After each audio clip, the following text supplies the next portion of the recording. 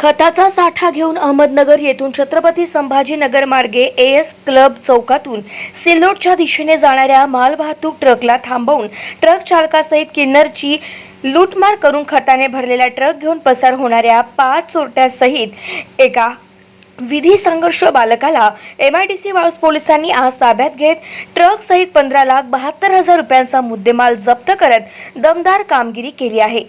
शुभम बाबासाहेब मोरे, शंतनू बबनराव जगताप, यज्ञेश संतोष गवळी, स्वामी लालचंद सलामपुरे, तुषार सूरज तुर्की अशी लूटमार करणाऱ्या आरोपींची नावे आहे।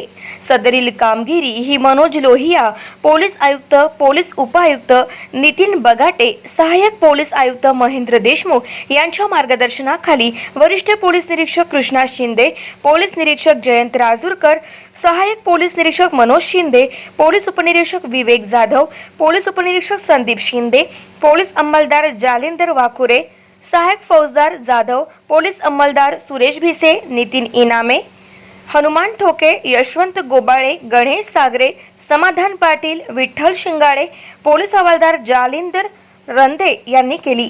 सदर गुन्ह्याचा तपास सहाय्यक पोलीस निरीक्षक मनोज शिंदे हे करीत आहे। काल एक मालवाहू ट्रक आपला माल भरून सिल्लोडकडे जात असताना ओएसिस चौक MIDC वाळूज पोलीस स्टेशन हद्दीमध्ये सिग्नलवर स्पीड कमी झाली, रात्री जवळपास 1:30 ते 2च्या दरम्यान, आणि कारमध्ये आलेले तसेच एक मोटरसायकल आलेले असे 6 जणांनी ती गाडी अडवली। गाडी अडवून ते ट्रक ड्रायव्हर क्लीनर यांना जबर मारहाण केली, त्याच्याकडचे पैसे हिसकावून घेतले आणि त्याचा ट्रक हिसकावून एक जवळपास 5-6 किलोमीटर लांब घेऊन गेले। त्या ट्रकचे टायर फुटल्यामुळे ट्रक तिथे सोडावा लागला।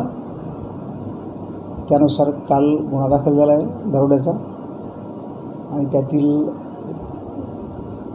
5 आरोपी आणि एक जुवेनाईल असे 6 आरोपी आमच्या ताब्यात आहेत। सदरचा मुद्देमाल गाव माझा न्यूज करिता ब्युरो रिपोर्ट, छत्रपती संभाजीनगर।